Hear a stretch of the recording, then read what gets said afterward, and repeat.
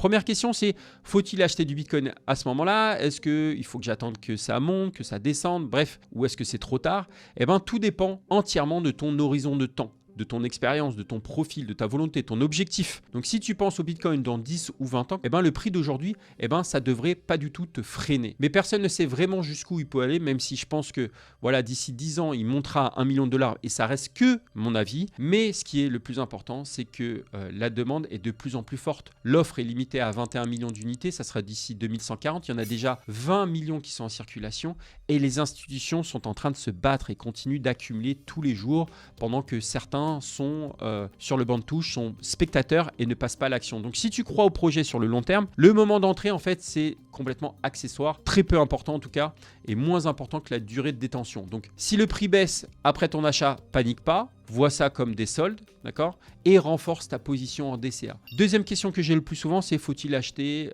une Ledger dès maintenant, dès aujourd'hui? Alors pourquoi pas? Alors c'est pas forcément dès le premier jour que j'en achèterai, mais à partir du moment où tu as, admettons, 1000 € investis ou tu comptes investir, ça devient, selon moi, assez indispensable pour sécuriser. Et une Ledger aujourd'hui, les premières gammes coûte à peu près 60-80 € et c'est une protection qui vaut largement son prix pour sécuriser justement un capital que j'appellerais sérieux hors de toute plateforme. Donc rappelle-toi d'une chose, si tu ne contrôles pas tes clés privées, donc avec une clé Ledger qu'il ne faut absolument pas partager, d'accord, je te l'ai dit tout à l'heure, eh ben, c'est important d'avoir tes cryptos sur une Ledger, donc de les posséder réellement et de ne pas les mettre et de ne pas faire confiance aux plateformes, même si elles sont sérieuses et régulées. Troisième question, vaut-il mieux acheter du Bitcoin via un ETF ou acheter la crypto directement? Eh bien, je te dirais que les ETF Bitcoin sont une option qui peut être perçue comme intéressante pour s'exposer au marché sans créer de compte sur une plateforme, mais il y a un inconvénient majeur, c'est que tu ne vas pas réellement posséder tes cryptos. Donc, tu vas être exposé à la valeur du Bitcoin, mais tu ne peux pas l'envoyer, tu ne peux pas la transférer, tu ne peux pas faire des bénéfices, tu ne peux pas trader, donc échanger, et tu ne peux pas non plus la mettre sur une Ledger, donc la sécuriser directement.